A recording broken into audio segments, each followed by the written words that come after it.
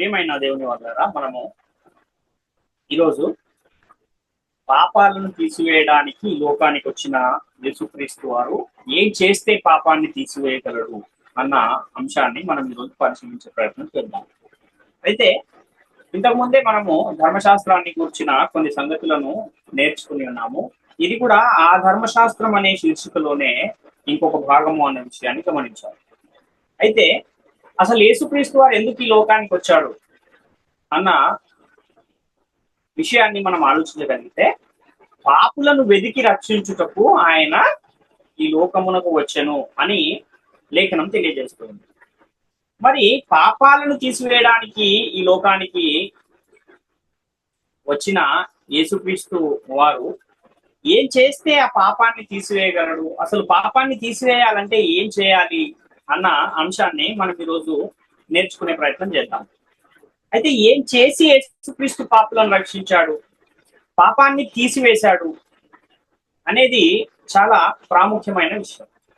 అయితే దేవుడు ఇశ్రాయేలీయులకు ధర్మశాస్త్రాన్ని ఇచ్చాడు అని అనేకమైన లేఖనాలు మనకు కనబడతాయి పరిశుద్ధ గ్రంథంలో. అయితే దేవుడు ఇశ్రాయేలీయులకు ఇచ్చిన ఈ ధర్మశాస్త్రం ఎలాంటిది, దాని స్వభావం ఏంటి అని కూడా మనం ఇదివరకే నేర్చుకుని ఉన్నాము. అది శ్రేష్టమైనది, మేలైనది, నీతి గలది, సత్యము గలది, ఆత్మ సంబంధమైనది, పరిశుద్ధమైనది, జ్ఞాన సత్య స్వరూపమైనది అని పరిశుద్ధ గ్రంథం తెలియజేస్తుంది. అంటే ఇంతటి ఔన్నత్యాన్ని ధర్మశాస్త్రం కలిగి ఉంది. అయితే ఇలాంటి ధర్మశాస్త్రాన్ని ఎవరైతే అనుసరించి జీవిస్తూ ఉన్నారో వాళ్ళందరూ కూడా నీతిమంతులుగా తీర్చబడుతున్నారు. ఎవరైతే దాన్ని అతిక్రమించి జీవిస్తూ ఉన్నారో వాళ్ళు పాపులుగా తీర్చబడుతున్న పరిస్థితులు కూడా మనకు పాత నిబంధన గ్రంథం అంతా చదువుకుంటూ వస్తూ ఉంటే మనకు అర్థమవుతుంటుంది. అయితే మరి ఎవరికైతే ఈ ధర్మశాస్త్రాన్ని దేవుడు ఇచ్చాడో ఆ ఇశ్రాయేలీయులు ఈ ధర్మశాస్త్రాన్ని అనుసరించి జీవించారా లేక అతిక్రమించి జీవించారా అని కూడా మనం ఆలోచిస్తే, ఇశ్రాయేలీయులందరూ కూడా ధర్మశాస్త్రాన్ని అతిక్రమించే జీవించారు అని అనేకమైన లేఖన సాక్ష్యాలు మనకు కనబడతాయి. స్వయంగా యేసుక్రీస్తు వారే యోహాను సువార్త 7వ అధ్యాయం 19వ వచనంలో మీరు ధర్మశాస్త్రాన్ని అతిక్రమించారు, దీన్ని మీరు అనుసరించరు అని యేసుక్రీస్తు వారు చెప్తున్నారు. అదేవిధంగా ధర్మశాస్త్రాన్ని అతిక్రమించిన ఇశ్రాయేలీయులను ధర్మశాస్త్రం ఏం చేసింది అంటే పాపం అనే చెరలో బంధించింది. అయితే ఈ ధర్మశాస్త్రము అన్యజనులు ఏమైనా మరి ధర్మశాస్త్రాన్ని అనుసరించి జీవించారా, అలాంటి ఆధారాలు ఏమైనా మనకు కనబడతాయా అని ఆ విషయాన్ని కూడా మనం ఆలోచిస్తే, పరిశుద్ధ గ్రంథం ఏం తెలియజేస్తుంది అంటే ఏ భేదమును లేదు, అందరూ పాపము చేసి దేవుడు అనుగ్రహించి మహిమను పొందలేకపోతున్నారు అని చెబుతుంది. అందరూ అన్న ఈ మాటలో ఎవరెవరు వస్తున్నారు అంటే ఇశ్రాయేలీయులు మరియు అన్యజనులు కూడా ఉన్నారు. అంటే అన్యజనులు కూడా ఒకవేళ నీతిమంతులుగా తీర్చబడే అవకాశం ఏమైనా ఉందా ఆ కాలంలో అంటే, రోమపత్రికలో మనకు 2వ అధ్యాయంలో ఒకవేళ ఎవరైనా ధర్మశాస్త్రము లేని అన్యజనులు స్వాభావికంగా ధర్మశాస్త్ర సంబంధమైన క్రియలను ఒకవేళ చేయగలిగితే వాళ్ళు నీతిమంతులుగా తీర్చబడే అవకాశం ఉంది అని పరిశుద్ధ గ్రంథం తెలియజేస్తుంది. ఆ అవకాశం ఉన్నా కూడా ఎవరైనా మరి దాన్ని అనుసరించి జీవించారా, అలాంటి ధర్మశాస్త్ర సంబంధమైన క్రియలను చేశారా అంటే ఎవరు కూడా చేయలేదు. అందుకనే ఏ భేదమును లేదు, అందరూ పాపము చేసి దేవుడు అనుగ్రహించి మహిమను పొందలేకపోతున్నారు అని పరిశుద్ధ గ్రంథం తెలియజేస్తుంది. అలాంటి పరిస్థితుల్లో దేవుడు ఈ లోకానికి వచ్చాడు. ఈ పరిస్థితులన్నీ ఉన్న ఆ కాలంలో దేవుడు తన కుమారుడైన యేసుక్రీస్తు వారిని లోకానికి పంపించారు అన్న విషయాన్ని మనం గమనించాలి.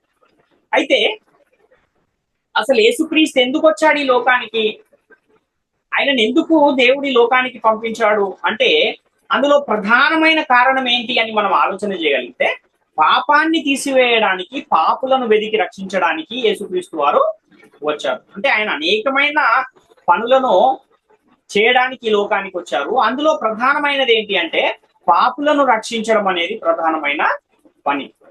కాబట్టి పాపులను వెదికి రక్షించాలంటే, ఈ పాపాన్ని తీసివేయాలంటే ఏం చేయాలి యేసుక్రీస్తు వారు అని మనం ఆలోచిస్తే, పరిశుద్ధ గ్రంథంలో ఏముంది, ఈ పాపాన్ని గురించిన సమాచారాన్ని మనం గనక పరిశీలన చేసుకుంటూ వస్తే ఏం కనబడుతుంది అంటే పాపానికి బలం ఉంది ఒక దాంట్లో అని పరిశుద్ధ గ్రంథం తెలియజేస్తుంది. ఎందులో ఉంది బలము అని మనం ఆలోచిస్తే, కొరింథీయులకు రాసిన మొదటి పత్రిక 15వ అధ్యాయం 55-56 వచనాల్లో ఓ మరణమా నీ విజయం ఎక్కడా, ఓ మరణమా నీ ముళ్ళు ఎక్కడా, మరణపు ముళ్ళు పాపము, పాపమునకున్న బలము ధర్మశాస్త్రమే అంటున్నాడు. అంటే పాపానికి బలం ఎక్కడ ఉంది అంటే ధర్మశాస్త్రములో పాపానికి బలం ఉంది. కాబట్టి పాపానికి బలమై ఉన్న ఆ ధర్మశాస్త్రాన్ని యేసుక్రీస్తు వారు తీసివేయగలిగితే లేక కొట్టివేయగలిగితే పాపులను రక్షించగలడు అన్న విషయము మనకి ఇక్కడ అర్థమవుతుంది. అయితే బైబిల్ గ్రంథం ఏం చెబుతుంది అంటే ధర్మశాస్త్రం అనేది ఒకవేళ లేకపోతే అతిక్రమము కూడా ఉండదు అని పరిశుద్ధ గ్రంథంలో లేఖనాలు కనబడతాయి. రోమపత్రిక 7:8 అయితే పాపము ఆజ్ఞను హేతువు చేసుకుని సకల విధమైన దురాశలను నాయందు పుట్టించను, ధర్మశాస్త్రము లేనప్పుడు పాపము మృతము అంటున్నాడు. ధర్మశాస్త్రము లేనప్పుడు పాపము మృతము అని ఎందుకు చెప్తున్నాడు అనంటే ఇప్పుడు ఒక మనిషి మృతమైనప్పుడు ఎలా ఉంటుంది ఆ మనిషి పరిస్థితి అంటే ఆ శరీరం ఎలా ఉంటుంది, శవముగా మారిపోతుంది, కదలలేని పరిస్థితి, ఏ క్రియ చేయలేని పరిస్థితుల్లో ఆ యొక్క శరీరం ఎలాగైతే ఉంటుందో పాపము కూడా ధర్మశాస్త్రం లేకపోతే ఎలా ఉంటుంది అంటే మృతమైనదిగా ఉంటుంది అని చెబుతున్నాడు. అంటే మనిషి శరీరములో నుంచి ఆత్మ వెళ్ళిపోతే ఆ శరీరం ఎలాగైతే శవంగా మారిపోతుందో ధర్మశాస్త్రం అనేది భూమి మీద లేనప్పుడు పాపం కూడా అదే స్థితిలో ఉంటుంది, మృతమైనదిగా ఉంటుంది, ఏ క్రియ చేయలేనిదిగా ఉంటుంది అన్న విషయాన్ని ఇక్కడ తెలియజేస్తున్నారు. అంటే ఆజ్ఞను హేతువు చేసుకుని సకల విధములైన దురాశలను పుట్టించేదిగా ధర్మశాస్త్రము కనబడుతూ ఉంది కదా. ఆజ్ఞలు ఎక్కడుంటాయి అని మనం ఆలోచిస్తే విధిరూపకమైన ఆజ్ఞలు గల ధర్మశాస్త్రము అని ఎఫెసీ పత్రిక 2:14 మనకు అక్కడ ఒక లేఖనం ఉంది. అంటే ఆజ్ఞలు గల ధర్మశాస్త్రము ఎక్కడుంటాయి, ఆజ్ఞలు ధర్మశాస్త్రంలో ఉంటాయి. కాబట్టి ఈ ఆజ్ఞను హేతువు చేసుకుని దురాశలను పుట్టించేదేది అంటే ధర్మశాస్త్రమే ఒక మనిషిలో ఆ ఆజ్ఞలను హేతువు చేసుకుని దురాశలను పుట్టిస్తూ ఉంది అన్న విషయం మనకి ఇక్కడ అర్థమవుతుంది. ధర్మశాస్త్రము లేనప్పుడు ఈ ఈ పాపం అనేది ఎలాంటి స్థితిలో ఉంటుంది అన్న ఆ విషయాన్ని కూడా మనం ఆలోచన చేయగలిగితే రోమపత్రిక 4:15 ఏలయనగా ధర్మశాస్త్రము ఉగ్రతను పుట్టించును, ధర్మశాస్త్రము లేని ఎడల అతిక్రమమును లేకపోవును అంటున్నాడు.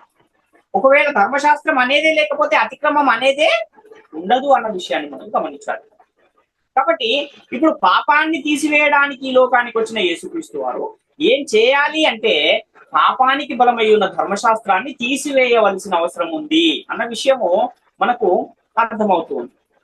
అయితే ధర్మశాస్త్రము లేనప్పుడు అతిక్రమము కూడా లేదు అంటున్నాడు. అదేవిధంగా ధర్మశాస్త్రము లేని ఎడల పాపము మృతమైనదిగా ఉంటుంది అని కూడా మనకు పరిశుద్ధ గ్రంథం తెలియజేస్తుంది. కాబట్టి ఈ లోకములో ఉన్న వారిని యేసుక్రీస్తు వారు పాపాల నుండి రక్షించాలంటే పాపానికి బలమై ఉన్న ధర్మశాస్త్రాన్ని ఏం చేయాలి, తీసివేయాలి, లేకపోతే కొట్టివేయాలి. అప్పుడే అది సాధ్యం అవుతుంది. మరి పాపాన్ని తీసివేయాలంటే ధర్మశాస్త్రాన్ని కొట్టివేయాలని యేసుక్రీస్తుకు ముందే తెలిసినప్పుడు ఈ లోకానికి రాగానే దాన్ని కొట్టేయచ్చు కదా. ఎందుకని ఆయన 30 సంవత్సరాలు 33.5 సంవత్సరాలు ఆయన ఈ లోకంలో జీవించి కూడా ఆ అంతకాలము దాన్ని అలానే ఉంచాడు ఎందుకు అని కూడా ఎవరికైనా సందేహం రావచ్చు. అలాంటి వారికి బైబిల్ గ్రంథం ఏం చెబుతుంది అంటే ఎవరు పడితే వారు ధర్మశాస్త్రాన్ని కొట్టివేయలేరు. ధర్మశాస్త్రాన్ని కొట్టివేయాలంటే కొన్ని అర్హతలు ఉండాలి. ఆ అర్హతలు ఉన్నవారే ధర్మశాస్త్రాన్ని కొట్టివేయగలరు అని కూడా పరిశుద్ధ గ్రంథం తెలియజేస్తుంది. ఎందుకు యేసుక్రీస్తు వారు శిల్వ మరణం వరకు ధర్మశాస్త్రాన్ని కొట్టివేయకుండా ఆగవలసి వచ్చింది? ధర్మశాస్త్రాన్ని అసలు ఎవరు కొట్టివేయగలరు అన్న ప్రశ్న మనం వేసుకుంటే ఎందుకు యేసుక్రీస్తు వారు శిల్వ మరణం వరకు ఆగాల్సి వచ్చింది అన్న విషయం మనకు అర్థమవుతుంది. అయితే 2 కారణాలు ఉన్నాయి. ధర్మశాస్త్రాన్ని ఎవరు కొట్టివేయగలరు అనంటే ధర్మశాస్త్రాన్ని నియమించిన వారు ధర్మశాస్త్రాన్ని కొట్టివేయగలరు అని పరిశుద్ధ గ్రంథం తెలియజేస్తుంది. అలాగే ధర్మశాస్త్రమును సంపూర్ణంగా నెరవేర్చిన వారు ధర్మశాస్త్రాన్ని కొట్టివేయగలరు అని మనకు పరిశుద్ధ గ్రంథం చాలా స్పష్టంగా తెలియజేస్తుంది. అంటే ఈ 2 అర్హతలు గలవారు ధర్మశాస్త్రాన్ని కొట్టివేయగలరు అనే విషయము ఇక్కడ మనకు స్పష్టంగా అర్థమవుతున్న పరిస్థితి. అయితే అసలు ధర్మశాస్త్రాన్ని నియమించింది ఎవరు అన్న ఆ విషయాన్ని కూడా మనం పరిశీలన చేయగలిగితే గలతీయులకు రాసిన పత్రిక 3:19-20 ఈ సమాచారం మనకు కనబడుతుంది. అలాగైతే ధర్మశాస్త్రం ఎందుకు? ఎవనికి ఆ వాగ్దానము చేయబడినో ఆ సంతానము వచ్చే వరకు అది అతిక్రమములను బట్టి దానికి తరువాత ఇయ్యబడినో అది మధ్యవర్తి చేత దేవదూతల ద్వారా నియమింపబడెను. ఈ మధ్యవర్తి ఒకనికి మధ్యవర్తి కాడు గాని దేవుడు ఒక్కడే అంటున్నాడు.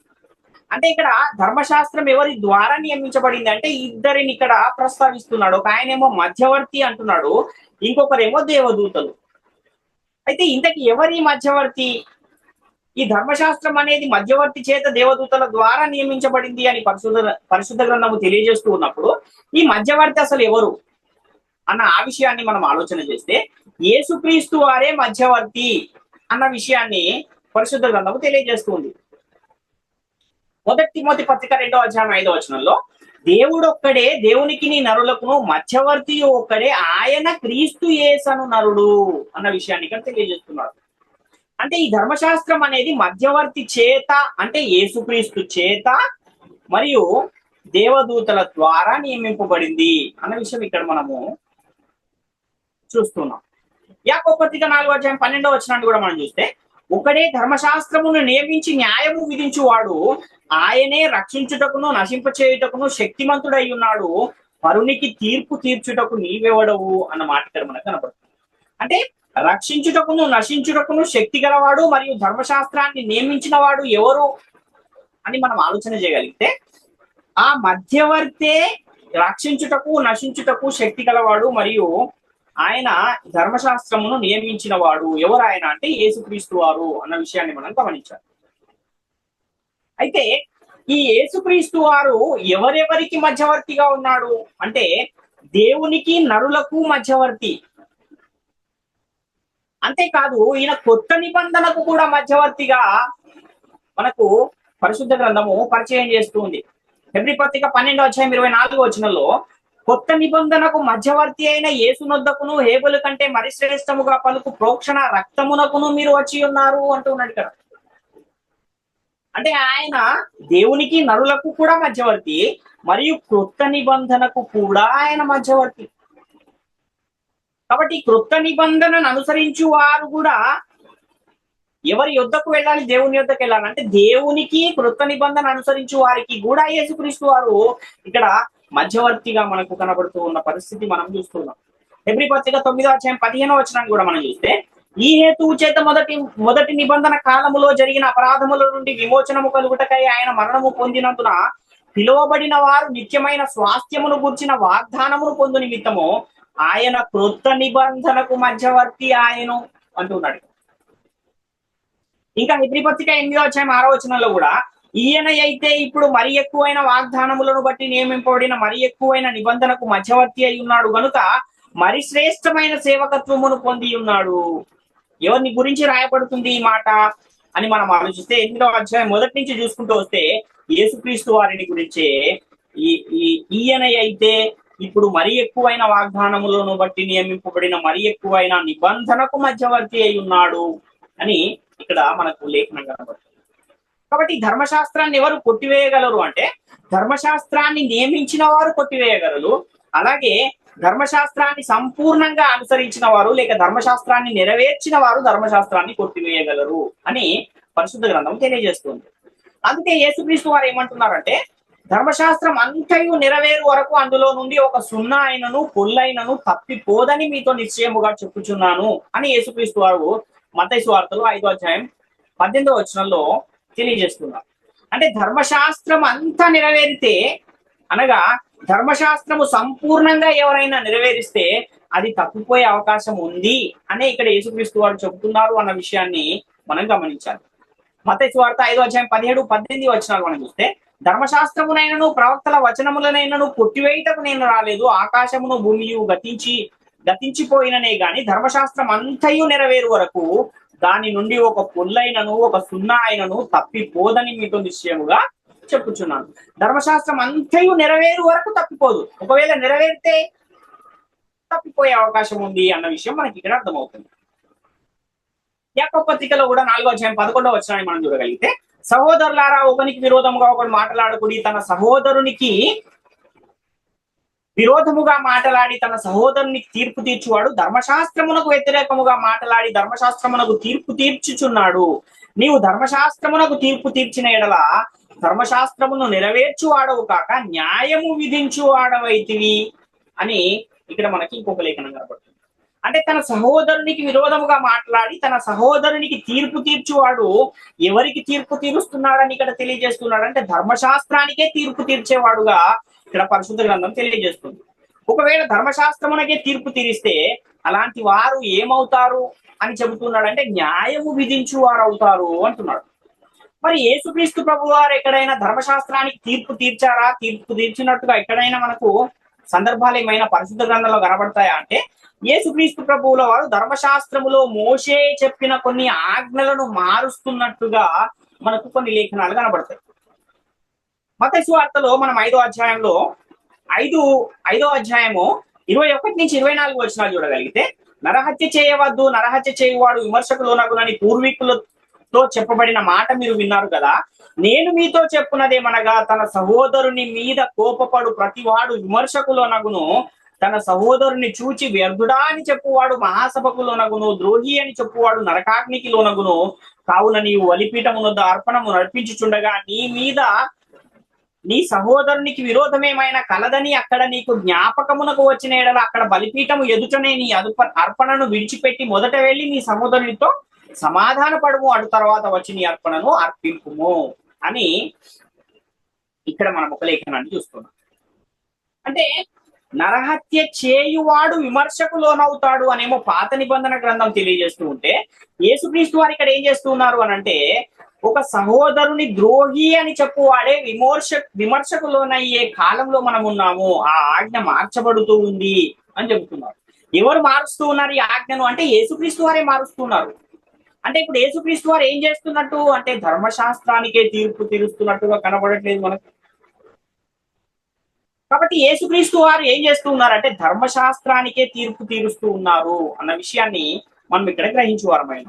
ఇంకా మత్తయి సువార్త 5వ అధ్యాయం 27-29 వచనాలు కూడా మనం చూస్తే, వ్యభిచారము చేయవద్దని చెప్పబడిన మాట మీరు విన్నారు కదా. నేను మీతో చెప్పున్నదేమనగా ఒక స్త్రీని మోహపు చూపుతో చూచు ప్రతివాడు అప్పుడే తన హృదయమందు ఆమెతో వ్యభిచారము చేసిన వాడుగును.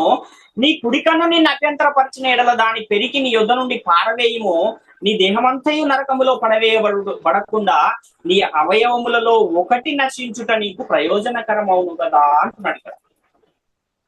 వ్యభిచారం విషయంలో కూడా ధర్మశాస్త్రం ఏమి తీర్పు తీరుస్తుంది ఒక వ్యభిచారం చేసిన వ్యక్తికి అంటే, వ్యభిచారము చేసిన వానికి తీర్పు తీర్చే ప్రయత్నము అక్కడ ధర్మశాస్త్రం చేస్తూ ఉంటే, ఇక్కడ యేసుక్రీస్తు వారేమో వ్యభిచారము చేయడమే కాదు, ఒక స్త్రీని మోహపు చూపుతో చూస్తేనే వ్యభిచారము చేసినంత పాపము నీ మీద ఆరోపించబడుతుంది, కాబట్టి జాగ్రత్తగా ఉండండి అని ఇక్కడ యేసుక్రీస్తు వారు మరొకసారి హెచ్చరిస్తూ ఉన్న పరిస్థితి మనకు కనబడుతుంది. అంటే ఇక్కడ కూడా ధర్మశాస్త్రములో ఉన్న ఇంకొక ఆజ్ఞను యేసుక్రీస్తు వారు ఏం చేస్తున్నారు, మారుస్తూ ఉన్నారు.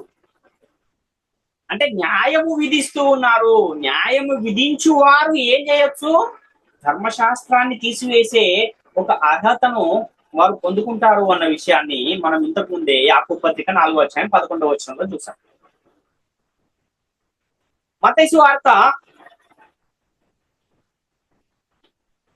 5వ అధ్యాయము 38-39 వచనాలు కూడా మనం చూస్తే, కంటికి కన్ను పంటికి పళ్ళు అని చెప్పబడిన మాట మీరు విన్నారు కదా. నేను మీతో చెప్పున్నదేమనగా దుష్టుని ఎదిరింపక నిన్ను కుడి చెంప మీద కొట్టు అని వైపునకు ఎడమ చెంప కూడా త్రిప్పుము అంటున్నాడు ఇక్కడ కూడా. అంటే పాత నిబంధనలో ఏంటి, ఎవడైనా నీ కన్నును పోగొడితే వాడి కన్నును నీవు పోగొట్టొచ్చు, ఎవడైనా నీ పంటిని గనక విరగొడితే వాడి పంటిని నీవు విరగొట్టొచ్చు అన్న ఒక ఆజ్ఞ పాత నిబంధనలో ఉంది. కానీ దాన్ని మారుస్తున్నారు యేసుక్రీస్తు వారు. అలాంటి పని నీవు చేయకూడదు, క్షమించే కాలంలో మనం నేటి కాలంలో ఉన్నాము. ఎవరైనా నీ కుడి చెంప మీద కొట్టువానికి ఎడమ చెంపను వాని వైపుకు తిప్పాలి తప్ప పగ తీర్చుకునే పరిస్థితుల్లో ఉండకూడదు ఎవరు కూడా అని ఇక్కడ యేసుక్రీస్తు వారు తెలియజేస్తున్నారు. అంటే న్యాయము విధిస్తూ ఉన్నారు, ఆజ్ఞలను మారుస్తూ ఉన్నారు. యేసుక్రీస్తు వారు న్యాయము విధించువాడుగా మనకు కనబడుతూ ఉన్నాడు. కనుక యేసుక్రీస్తు వారు ధర్మశాస్త్రాన్ని కొట్టివేసే ఒక అర్హత ఉన్నట్టు ఇక్కడ కనబడట్లేదు. ఆ విషయాన్ని కూడా మనం ఒకసారి ఆలోచించవలసిన అవసరం. కాబట్టి ధర్మశాస్త్రానికి తీర్పు తీర్చేవారే ధర్మశాస్త్రాన్ని నెరవేర్చేవారై కూడా ఉండాలి.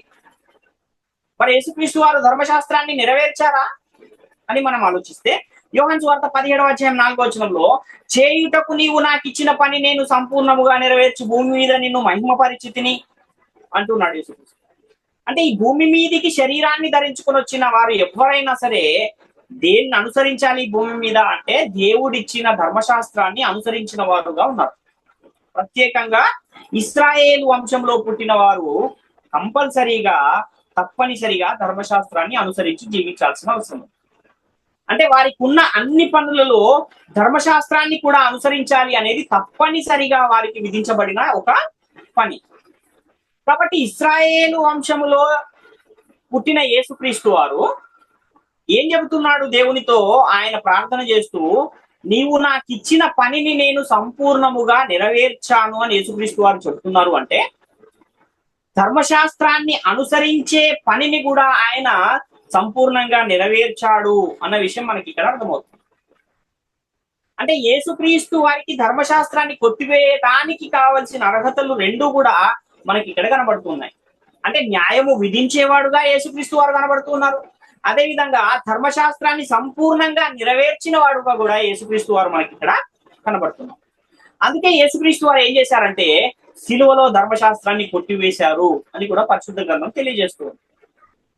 ఎందుకు ఈ లోకానికి రాగానే ధర్మశాస్త్రాన్ని యేసుక్రీస్తు వారు కొట్టివేయలేదు లేక తీసివేయలేదు అంటే దాన్ని సంపూర్ణంగా అనుసరించాలి కనుక దాన్ని అనుసరించి నెరవేర్చేంత వరకు ఆగి తర్వాత ధర్మశాస్త్రాన్ని నెరవేర్చి దాన్ని సిలువలో యేసుక్రీస్తు వారు కొట్టివేశారు అన్న విషయాన్ని కూడా మనం ఇక్కడ గమనించవలసిన అవసరం.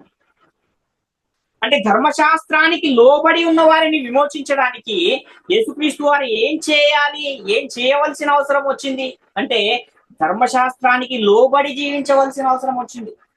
గల్తీ పత్రిక 4:5 మనం చూడగలిగితే, అయితే కాలము పరిపూర్ణమైనప్పుడు దేవుడు తన కుమారుని పంపెను, ఆయన స్త్రీ యందు పుట్టి మనము దత్తపుత్రులము కావాలనని ధర్మశాస్త్రమునకు లోబడి ఉన్న వారిని విమోచించుటకై ధర్మశాస్త్రమునకు లోబడిన వాడాయను అని ఇక్కడ చూస్తున్నాం. అక్కడేమో నీవు నాకు ఇచ్చిన పనిని సంపూర్ణంగా నెరవేర్చాను అని అక్కడ చెబుతున్నాడు. ఇక్కడేమో పౌలు గారు పరిశుద్ధాత్మ ప్రేరణతో ఏం చెబుతున్నారంటే యేసుక్రీస్తు వారు ధర్మశాస్త్రానికి లోబడి జీవించాడు అని చెబుతున్నారు. అంటే ఎవరైతే ధర్మశాస్త్రానికి లోబడి జీవిస్తారో, ఎవరైతే ధర్మశాస్త్రానికి తీర్పు తీరుస్తారో, ఎవరైతే న్యాయమును విధించే వారుగా ఉన్నారో వాళ్ళు ధర్మశాస్త్రాన్ని కొట్టివేసే ఒక అర్హతను పొంది ఉంటారు. ఆ యేసుక్రీస్తు కంటే ముందొచ్చిన వారు ఎవరైనా ఈ పని చేయొచ్చా అంటే ఈ రెండు అర్హతలను సంపాదించిన ఏ మనిషి అయినా దాన్ని చేయొచ్చు. కానీ ఎవ్వరు కూడా రెండు అర్హతలను సంపాదించుకోలేకపోయారు. కాబట్టి ఎవరు కూడా దాన్ని కొట్టివేయలేకపోయారు. అందుకే యేసుక్రీస్తు వారే దాన్ని కొట్టివేయవలసి వచ్చింది. గల్తీ పత్రిక 3:13-14 మనం చూడగలిగితే, ఆత్మను గూర్చిన వాగ్దానము విశ్వాసము వలన మనకు లభించినట్లు అబ్రహాము పొందిన ఆశీర్వచనము క్రీస్తు యేసు ద్వారా అన్యజనులకు కలుగుటకై క్రీస్తు మన కోసము శాపమై మనలను ధర్మశాస్త్రం యొక్క శాపము నుండి విమోచించెను. ఇందును గూర్చి మ్రాను మీద వేలాడబడిన ప్రతి వాడును శాపగ్రస్తుడు అని వ్రాయబడి ఉన్నది అంటారు. అంటే ధర్మశాస్త్రానికి లోనైన వారిని రక్షించడానికి ఆయన మన శాపాన్ని ఆయన తన మీద మోపుకుని మన నిమిత్తం ఆయన శాపగ్రస్తుడుగా మారవలసి వచ్చింది. 1 పేతురు పత్రిక 2:24 చూస్తే, మనము పాపముల విషయమై చనిపోయి నీతి విషయమై జీవించున్నట్లు ఆయన తానే తన శరీరమందు మన పాపములను మ్రాను మీద మోసుకొనెను, ఆయన పొందిన గాయముల చేత మీరు స్వస్థత నొందితిరి. ఆయన మన పాపములను మోసుకున్నాడు తప్ప ఆయన ఎలా జీవించాడు తన జీవితకాలం అంతా అని మనం చూస్తే, నాలో పాపం ఉన్నదని మీలో స్థాపించును అన్న ఒక సవాల్ సమాజానికి విసరగలిగాడు యేసుక్రీస్తు వారు. అలాంటి వారు ఎవరైనా కనబడతారంటే యేసుక్రీస్తు వారు ఒక్కరే మనకు భూమి మీద కనబడతారు అన్న విషయాన్ని మనం గమనించాం.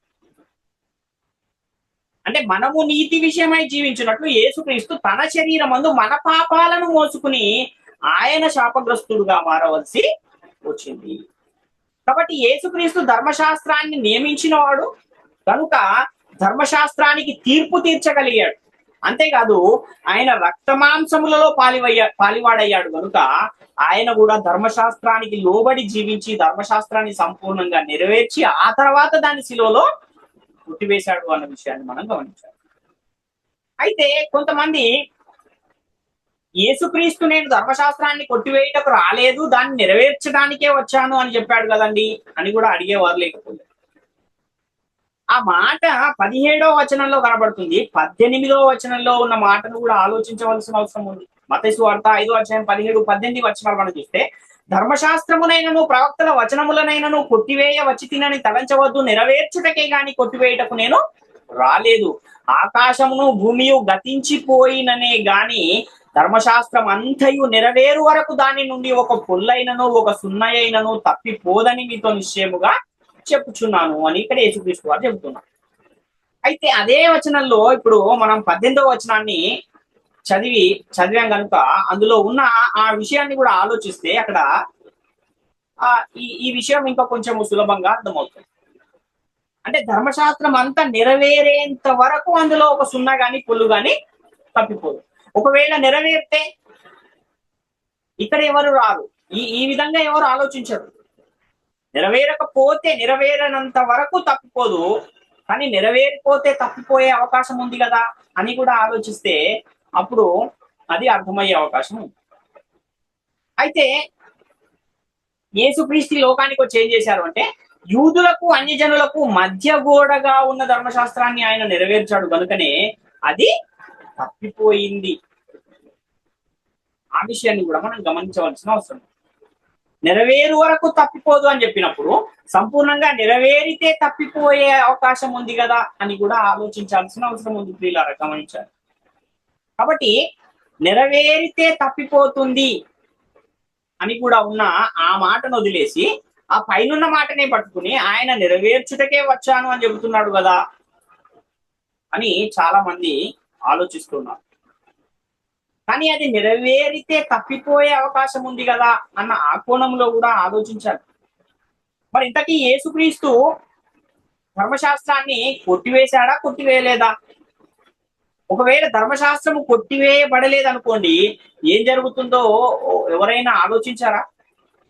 అంటే నీతిమంతుడు లేడు, ఒక్కడును లేడు, అందరూ ఏకముగా పనికి మాలిన వారైరి అని కూడా పరిశుద్ధ గ్రంథము తెలియజేస్తుంది. అంటే ధర్మశాస్త్రం అనేది కొట్టివేయబడకపోతే ఏం చేస్తుందో తెలుసా? ధర్మశాస్త్రము లేఖనము వలన పాపం అనే చెరలో అందరూ బంధించబడిపోయే ప్రమాదం ఉంది. ధర్మశాస్త్ర సంబంధమైన క్రియల మూలముగా ఏ మనుషుడును నీతిమంతుడుగా తీర్చబడడు అని కూడా పరిశుద్ధ గ్రంథం తెలియజేస్తున్న ఆ మాటను కూడా ఒకసారి ఆలోచించవలసిన అవసరం. కాబట్టి తండ్రి అయిన దేవుడు తన సొంత కుమారుణ్ణి పాప శరీరాకారంతో పంపి ఆయన శరీరమందు మన పాపానికి శిక్ష విధించి మనలను నీతిమంతులుగా తీరిస్తే చాలా మంది తండ్రి చేసిన తండ్రి మన ఎడల చూపిన ఆ ప్రేమను గాని, క్రీస్తు మన ఎడల చూపిన ఆ త్యాగాన్ని గాని గ్రహించకుండా మూర్ఖంగా ఇంకా ధర్మశాస్త్రం కొట్టివేయబడలేదు అని వాదిస్తూ ఉన్న వాళ్ళు మనకు చాలా మంది కనబడుతుంటారు. ఇలాంటి వారికి ఏం తెలియదు అంటే ధర్మశాస్త్రాన్ని గూర్చిన సంపూర్ణ అవగాహన వీళ్లకు లేదు అని చెప్పాలి. ఎందుకంటే ఏది లేకపోతే పాపము లేకపోవును అని చెబుతుంది పరిశుద్ధ గ్రంథం. అంటే ధర్మశాస్త్రము లేకపోతే పాపము లేకపోవును, ధర్మశాస్త్రము లేని ఎడల పాపము మృతము అని చెబుతుంది. కాబట్టి ఇంత స్పష్టంగా పరిశుద్ధ గ్రంథం చెబుతూ ఉంటే కూడా ఇవన్నీ చదువుతూ కూడా ఇంకా ధర్మశాస్త్రము కొట్టివేయబడలేదు అనే వాళ్ళను ఏమనాలు మీరే ఆలోచించండి. కాబట్టి బైబిల్ గ్రంథంలో రెండు ధర్మశాస్త్రాలు ఉన్నాయి. ఒకటేమో ఆచారయుక్తమైనది, ఇంకొకటేమో నీతియుక్తమైనది, నైతిక ధర్మశాస్త్రము. అందులో ఆచారయుక్తమైన దాన్ని మాత్రమే కొట్టేశాడు, ఇంకొక ధర్మశాస్త్రాన్ని ఉంచాడు, అది అదేమో అది ఆ రెండిట్లో ఒకటి ఉంచాడు, ఒకటి కొట్టివేశాడు అని కూడా చాలా మంది భ్రమపడుతూ ఉన్నారు. కానీ రెండు ధర్మశాస్త్రాలను దేవుడు ఇశ్రాయేలీలకు ఇచ్చాడు అని ఒక్కటంటే ఒక్క లేఖనం కూడా ఎక్కడ మనకు కనబడదు. ఒకే ధర్మశాస్త్రానికి అనేక పేర్లు పరిశుద్ధ గ్రంథంలో మనకు కనబడతాయి. ఆ విషయాన్ని మనము గమనించవలసిన అవసరం. ధర్మశాస్త్రము అనే ఆ ధర్మశాస్త్రానికే దేవుని ధర్మశాస్త్రం అని, ప్రభువు ధర్మశాస్త్రం అని, యెహోవా ధర్మశాస్త్రం అని, శాసనములు, విధులు, కట్టడలు, ఆజ్ఞలు, నిబంధనా వాక్యములు అని ఇలా అనేకమైన పేర్లు ఆ ధర్మశాస్త్రానికి పెట్టబడి ఉన్నాయి. మోషే ధర్మశాస్త్రం అని ఇలా అనేకమైన పేర్లు ఆ ధర్మశాస్త్రానికే ఉన్నాయి అన్న విషయాన్ని మనం గమనించాలి. ఈ ధర్మశాస్త్రము అన్న ఈ అంశంలో ఒక 15-16 పాఠాలు ఆల్రెడీ మా యూట్యూబ్ ఛానల్లో మేము అప్లోడ్ చేసి ఉంచాం. ఒకవేళ ఎవరైనా ఈ ధర్మశాస్త్రాన్ని గురించిన సంపూర్ణ అవగాహన మాకు కావాలి అనుకుంటే మా ఛానల్లోకి వెళ్ళి ఉన్న ఆ ధర్మశాస్త్రానికి సంబంధించిన పాఠాలన్నీ కూడా నేర్చుకుని దాన్ని తెలుసుకునే అవకాశం ఉంది, గమనించండి. ఇప్పుడు యేసుక్రీస్తు ధర్మశాస్త్రాన్ని కొట్టివేశాడు అన్న విషయాన్ని మనము పరిశీలన చేద్దాం. అసలు ఆయన వచ్చిందే ఎందుకంటే పాపాన్ని తీసివేయడానికి. మరి పాపాన్ని తీసివేయాలంటే ఏం చేయాలి? పాపానికి బలం ఎక్కడుంది అంటే ధర్మశాస్త్రంలో పాపానికి బలం ఉంది అని చూసాం. మరి ఇప్పుడు పాపానికి బలమై ఉన్న ధర్మశాస్త్రాన్ని కొట్టివేస్తేనే తప్ప యేసుక్రీస్తు పాపాన్ని తీసివేయలేడు కనుక పాపాన్ని యేసుక్రీస్తు తీసివేయాలి అంటే ధర్మశాస్త్రాన్ని కొట్టివేయవలసిన అవసరం ఉంది. మరి కొట్టివేశాడా అంటే మనము పరిశుద్ధ గ్రంథాన్ని పరిశీలించగలిగితే కొరింథీయులకు రాసిన 2వ పత్రిక 3వ అధ్యాయము 14వ వచనాన్ని మనం ఒకసారి పరిశీలిద్దాం. మరియు వారి మనసులు కఠినములాయను గనక నేటి వరకు పాత నిబంధన చదవబడినప్పుడు అది క్రీస్తునందు కొట్టివేయబడినని వారికి తేటపరచబడక ఆ ముసుగే నిలిచి ఉన్నది అంటున్నారు. అంటే ఇక్కడ వారి మనసులు కఠినములాయను అని ఎవరిని గురించి పౌలు గారు చెప్తున్నారంటే ఇశ్రాయేలీయులను గురించి చెప్తున్నారు. వారికి ఏం తేటపరచబడలేదంట? ధర్మశాస్త్రము క్రీస్తునందు కొట్టివేయబడినని వారికి తేటపరచబడలేదు. అంటే పాత నిబంధన అన్న ధర్మశాస్త్రం అన్న రెండు ఒకటే. పాత నిబంధన అనేది ధర్మశాస్త్రానికి పర్యాయ పదంగా వ్రాయబడిన మాట అన్న విషయాన్ని మనం గమనించాం.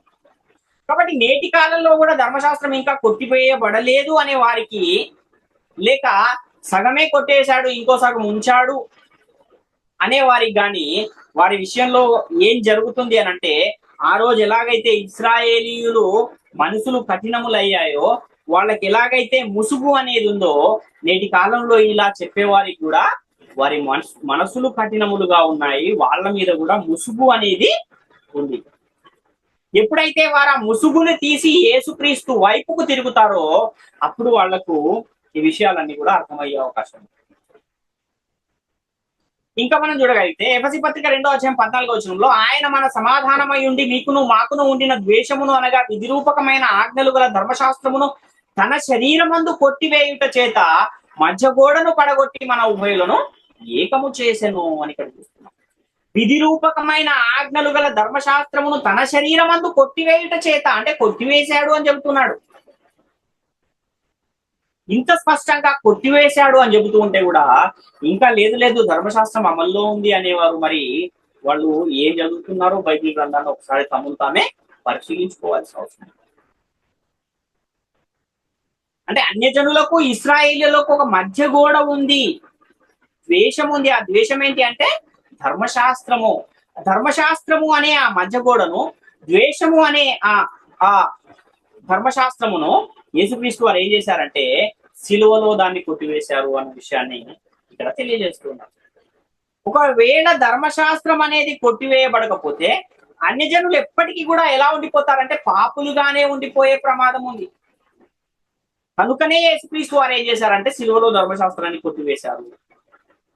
ధర్మశాస్త్రము లేదు కనుకనే నేడు యూదుడు అన్యజనుడు అనే భేదము లేదు, అందరూ సమానముగా ఉన్నారు అన్న విషయం కూడా మనకు గలతీ పత్రికలో 3వ అధ్యాయంలో 27-28-29 వచనాలు చూస్తే అర్థమవుతుంది.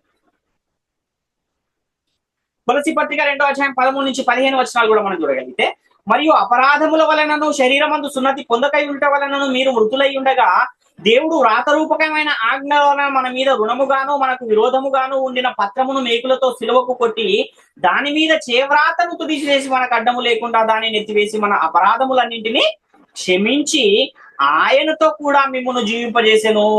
ఆయన ప్రధానులను అధికారులను నిరాయుధులనుగా చేసి శిలువ చేత విజయోత్సవంతో వారిని పట్టి తెచ్చి బాహాటముగా వేడుకకు కనపరచను.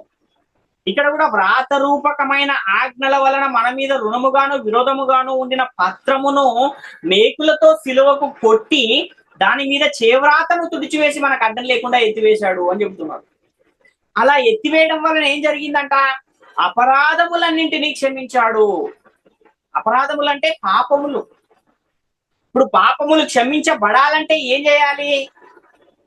మన మీద రుణముగా విరోధముగా ఉన్న పత్రాన్ని తీసివేయాలి. ఏంటా రుణముగా విరోధముగా ఉన్న పత్రము అనంటే వ్రాత రూపకమైన ఆజ్ఞలు గల ధర్మశాస్త్రము, విధి రూపకమైన ఆజ్ఞలు గల ధర్మశాస్త్రము. దానినే ఆయన మేకులతో సిలువకు కొట్టి మన అపరాధములను క్షమించాడు అని ఇక్కడ తెలియజేస్తున్నారు. ఇంకా మనం చూడగలిగితే రోమపత్రిక 10:4 విశ్వసించు ప్రతి వానికి నీతి కలుగుటకై క్రీస్తు ధర్మశాస్త్రమునకు సమాప్తి అయి ఉన్నాడు అని ఇక్కడ తెలియజేస్తున్నారు. ఆ సమాప్తి అంటే ఏంటి అర్థం? ఇంకా అయిపోయింది, ధర్మశాస్త్రం లేదు, యేసుక్రీస్తు తర్వాత ధర్మశాస్త్రము లేదు అని చెబుతున్నాడు ఇక్కడ.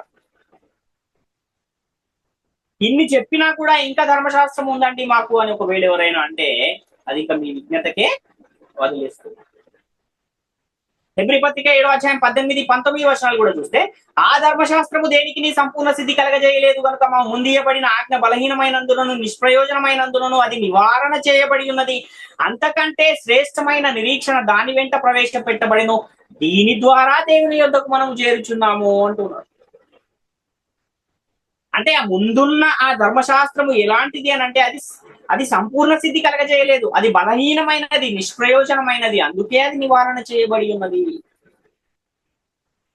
అసలు ఎవరికైతే ధర్మశాస్త్రాన్ని ఇచ్చాడో వారే ఆ ధర్మశాస్త్రం వలన నీతిమంతులుగా తీర్చబడలేకపోతే మాకు కూడా ధర్మశాస్త్రం అమల్లో ఉందని నేటి కాలంలో ఒకవేళ ఎవరైనా అంటే అది ఎంతో విచారకరమైన విషయం అన్న విషయాన్ని గమనించాలి. ఇన్ని లేఖనాలు ఇంకా చాలా ఉన్నాయి ధర్మశాస్త్రం కొట్టివేయబడింది అని.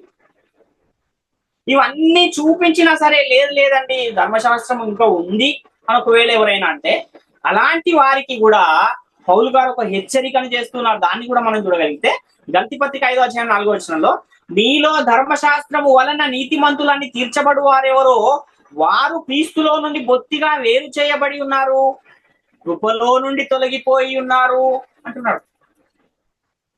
అంటే లేదు ఇంకా నాకు ధర్మశాస్త్రం ఉంది అని ఒకవేళ నువ్వు అంటే క్రీస్తులో నుండి వేరు చేయబడిన వాణిగా నీవు ఉంటావు, కృపలో నుండి తొలగిపోయిన వాణిగా ఉంటావు. ఇంకా క్రీస్తులో నుండి వేరు చేయబడిన వాడు తండ్రి వద్దకు వెళ్ళే అవకాశం ఉందా? లేదు. కృపలో నుండి తొలగిపోయిన వాడు పరలోకానికి వెళ్ళే అవకాశం ఉందా? లేదు. అంటే నాకు క్రీస్తు అవసరం లేదు, పరలోకం కూడా అవసరం లేదు అంటే ఇంకా మీ ఇష్టం, అనుసరించవచ్చు. ఇంకా ఇప్పుడు కూడా ధర్మశాస్త్రాన్ని అనుసరించవచ్చు. అంటే అది ఎంత కఠినమైనదంటే ఆజ్ఞలన్నీ అనుసరించి ఒక్క ఆజ్ఞ తప్పిపోతే ఆ తప్పిపోయిన ఒక్క ఆజ్ఞ మిగిలిన ఆజ్ఞలన్నిటి విషయంలో ఆ మనిషిని ఏం చేస్తుంది అంటే అపరాధిగా తీరుస్తుంది అని కూడా పరిశుద్ధ గ్రంథం తెలియజేస్తుంది. అంటే అంత కఠినమైన ఆ ధర్మశాస్త్రాన్ని ఇశ్రాయేలీయుల్లో ఎవరూ కూడా అనుసరించలేకపోయారు. కనుకనే యేసుక్రీస్తు వారు ఏం చేశారంటే ఆ ధర్మశాస్త్రాన్ని తీసివేయవలసిన అవసరం వచ్చింది. ఎందుకంటే ధర్మశాస్త్రములోనే ఏముందంటే పాపానికి బలం ఉంది. ధర్మశాస్త్రమే ఏం చేస్తుందంటే అందరినీ పాపం అనే చెరలో బంధిస్తూ ఉంది. ధర్మశాస్త్రం అనేది ఏం చేస్తుంది అంటే ప్రతి ఒక్కరిని కూడా శాపగ్రస్తులుగా మారుస్తూ ఉంది. కాబట్టి అలా పాపం అనే చెరలో బంధించే ఆ ధర్మశాస్త్రాన్ని పాపులుగా తీర్పు పొందుతూ ఉన్న ఆ ధర్మశాస్త్రాన్ని యేసుక్రీస్తు వారు ఏం చేశారు అంటే సిలువలో దాన్ని కొట్టివేసి మన అపరాధములన్నింటినీ క్షమించి తద్వారా ప్రతి ఒక్కరికి కూడా నీతిమంతులు అన్న ఒక నూతన పేరును, నూతన నామమును ఆయన అందరికీ దయచేస్తూ ఉన్న ఒక పరిస్థితి మనకి ఇక్కడ కనబడుతుంది. కాబట్టి ప్రియులరా, యేసుక్రీస్తు వారు ఈ లోకానికి వచ్చిందే ఎందుకు అంటే పాపులను రక్షించుటకు, పాపములను తీసివేయుటకు ఆయన ఈ లోకానికి వచ్చాడు. మరి పాపాలను తీసివేయటానికి ఈ లోకానికి వచ్చిన యేసుక్రీస్తు వారు ఏం చేస్తే తీసివేయగలరు అంటే పాపానికి బలం అనేది ధర్మశాస్త్రంలోనే ఉంది కనుక పాపం అనేది ఎప్పుడు ఉంటుంది అంటే ధర్మశాస్త్రం ఉంటేనే పాపం ఉంటుంది అని కూడా పరిశుద్ధ గ్రంథం తెలియజేస్తుంది కనుక అలాంటి ధర్మశాస్త్రాన్ని యేసుక్రీస్తు వారు శిలువలో కొట్టివేశారు. తద్వారా ఈ లోకంలో నుండి ఆయన పాపాన్ని తీసివేశారు, పాపులను రక్షించారు అన్న విషయాన్ని మనము గమనించవలసిన వారమే. కాబట్టి ప్రియులారా, ప్రాముఖ్యమైన ఈ విషయాలన్నీ కూడా ప్రతి ఒక్కరు గమనించి గ్రహించి దేవుని కృపకు పాత్రులుగా ఉండాలని మిమ్మల్ని అందరినీ వేడుకొనొచ్చు. ఈ నా మాటలు ముగిస్తున్నాను. అందరికీ వందనాలు.